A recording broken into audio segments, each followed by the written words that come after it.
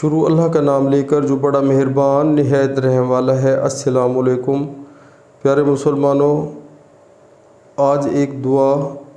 اللہ کے خزانوں میں سب سے قیمتی خزانہ راہ ہدایت ہے۔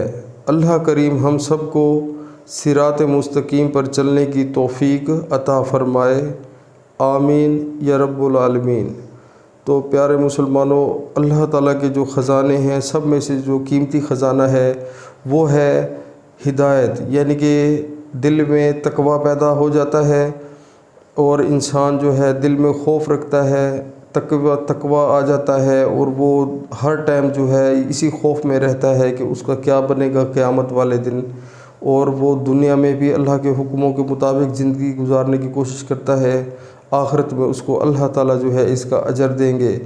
پیارے دوستو، جو ہدایت ہے یہ اللہ تعالیٰ کی طرف سے بہت بڑی نعمت ہے، تو ہمیں بھی کوشش کرنی چاہیے کہ ہم کلمہ تو پڑھ لیتے ہیں لیکن اس کے بعد جو ہے ہم سب سے جو پہلا سٹیپ ہے ہدایت کا وہ ہے نماز، جو کہ ہم بالکل ہی 5 وقت بالکل نہیں پڑھتے، کبھی کبھی قضا پڑھ لیتے ہیں، کبھی گھر میں پڑھ لیتے ہیں، کبھی مسجد میں چلے جاتے ہیں، کبھی صرف ہفتے کے اندر صرف جمعہ کی نماز ادا کر لیتے ہیں۔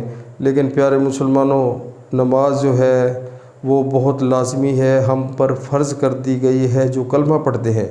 لیکن نہایت ہی افسوس سے کہنا پڑتا ہے کہ ہم 95% مسلمان نماز کو کچھ نہیں سمجھتے، نماز نہیں پڑھتے، ہم دنیا کے کاروبار میں لگے ہوئے ہیں جو کہ عارضی ہے، اس سب کاروبار نے ختم ہو جانا ہے، مال و دولت اولاد سب کچھ ختم ہو جائے گا۔